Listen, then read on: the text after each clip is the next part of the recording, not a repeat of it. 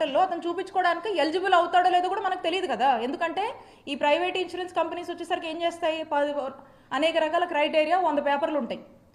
ఈ క్రైటీరియా ఆ క్రైటీరియా మీరు ఇందులో ఫిట్ అవుతారు ఫిట్ అవ్వరు ఇది అది అని చెప్పేసి ఒక ఎంబరాస్మెంట్కి, ఒక కన్ఫ్యూజన్కి, ఒక ఆందోళనకి రాష్ట్ర ప్రజల్ని గురి చేసేటువంటి పరిస్థితులే మనకు కనపడతా ఉన్నాయి.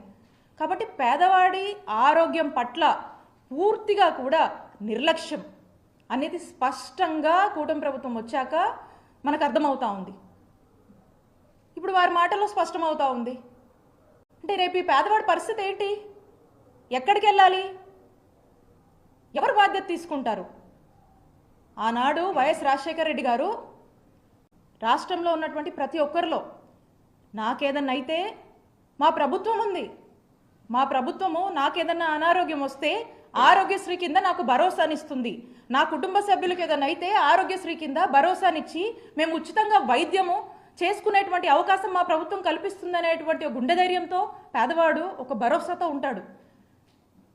ఏదైతే ఆ భరోసా ఉందో దాన్ని బ్రేక్ చేస్తుంది ఈ కూటమి ప్రభుత్వం. ఈ రోజున ఆ కాన్ఫిడెన్స్ని కోల్పోతున్నారు ప్రజలు. ఈ విధంగా వీరు చేస్తున్నటువంటి ఆలోచనకి పూర్తిగా వైఎస్ఆర్ కాంగ్రెస్ పార్టీ అగేన్స్ట్గా ఉందని తెలియజేస్తున్నాం. We are against the private insurance hybrid model what you are looking at.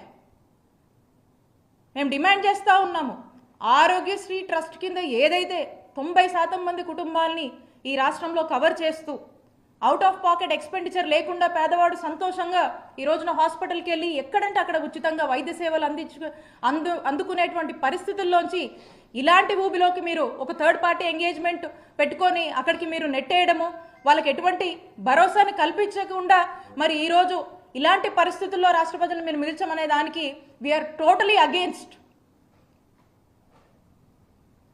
అలాగే ఆరోగ్య ఆసరా మీకు తెలిసింది ఒక గొప్ప కార్యక్రమం. అంటే ఒక రోగి సర్జరీ అయ్యి కోలుకునే సమయం ఏదైతే ఉంటుందో రికవరీ పీరియడ్లో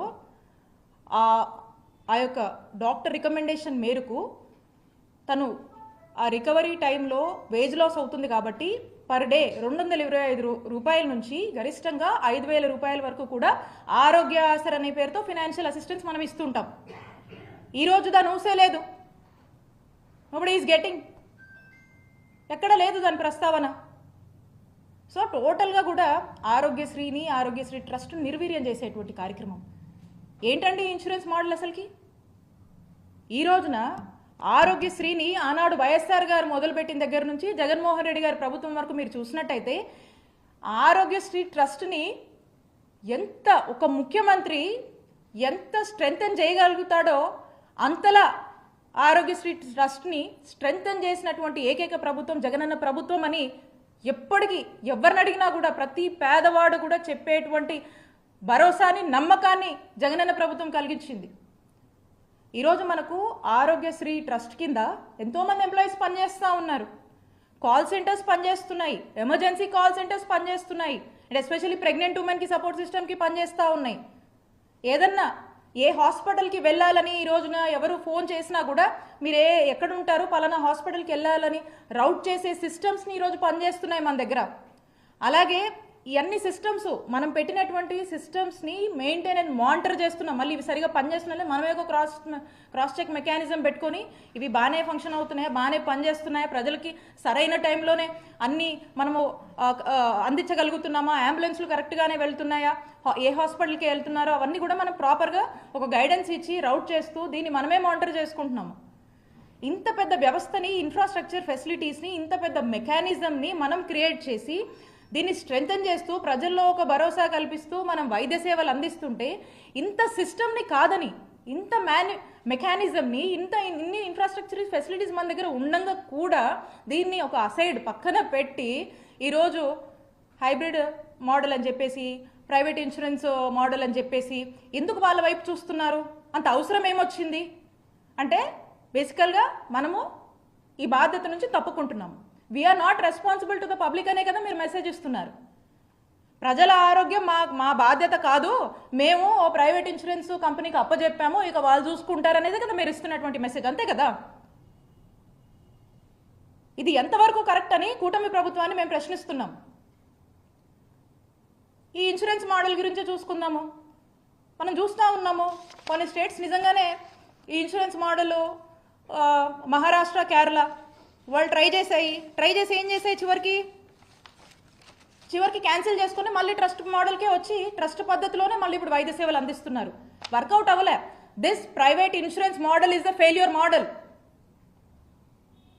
దీన్ని కొన్ని స్టేట్స్ ఇంప్లిమెంట్ చేసుకొని క్యాన్సిల్ చేసాయి, ఇది వర్కౌట్ అవ్వట్లేదని. అలాంటిది ఒక చక్కటి, అసలు మనమే ఇతర రాష్ట్రాలకు ఆదర్శంగా, దేశానికే ఆదర్శంగా ఉన్నటువంటి ప్రోగ్రాం మనది ఆరోగ్యశ్రీ పథకం. 2007లో ఈ ప్రోగ్రాం మనం ఇనిషియేట్ చేసినప్పుడు వైఎస్ఆర్ గారు దేశానికే ఎంతో ఆదర్శంగా మనం నిలిచాం, ఇన్స్పైర్ చేశాం.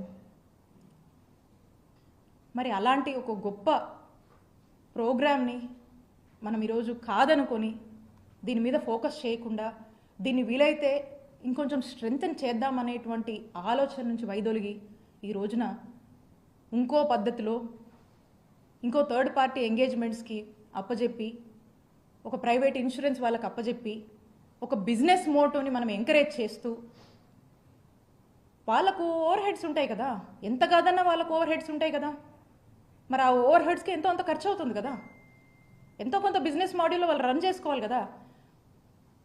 అదేదో మన ప్రజల మీద, మన పేద ప్రజల మీద మనం ఇన్వెస్ట్ చేద్దాం అనేది కాకుండా మరి వాళ్ళను ఈరోజు వాళ్లకు ఈ విధమైనటువంటి బిజినెస్ మోటివ్ ఉన్నటువంటి దాన్ని మనం ఎంకరేజ్ చేయడం అనేది ఎంతవరకు కరెక్ట్ అనేది ఈ కూటమి ప్రభుత్వాన్ని నేను ప్రశ్నిస్తున్నాను. కాబట్టి నేను స్పష్టంగా తెలియజేస్తూ ఉన్నాము.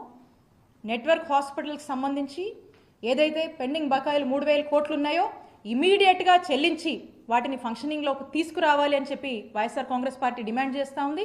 అలాగే ఏదైతే మీరు ప్రైవేట్ ఇన్సూరెన్స్ మోడల్ అని ఆలోచనలు చేస్తూ ఉన్నారో we are against, YSR Congress party is against this module అని తెలియజేసుకుంటూ, యాజ్ ఇట్ ఈస్గా ఏదైతే ఆరోగ్యశ్రీ ట్రస్ట్ని మేము ఏ విధంగా చేశామో దాన్ని ఆ విధంగానే కంటిన్యూ చేయడం వల్ల ప్రజలకు మేలు జరుగుతుంది అనేటువంటి ఒక భావాన్ని మీకు స్పష్టంగా తెలియజేస్తున్నాము. అలాగే ప్రజలకు ఏదన్నా ఇబ్బంది వచ్చి ఇలాంటి పరిస్థితుల వల్ల ప్రజలు ఇబ్బంది పడితే ఖచ్చితంగా వారి పక్షాన మేము నిలబడి వైఎస్ఆర్ కాంగ్రెస్ పార్టీ పోరాడుతుందని తెలియజేస్తున్నాం.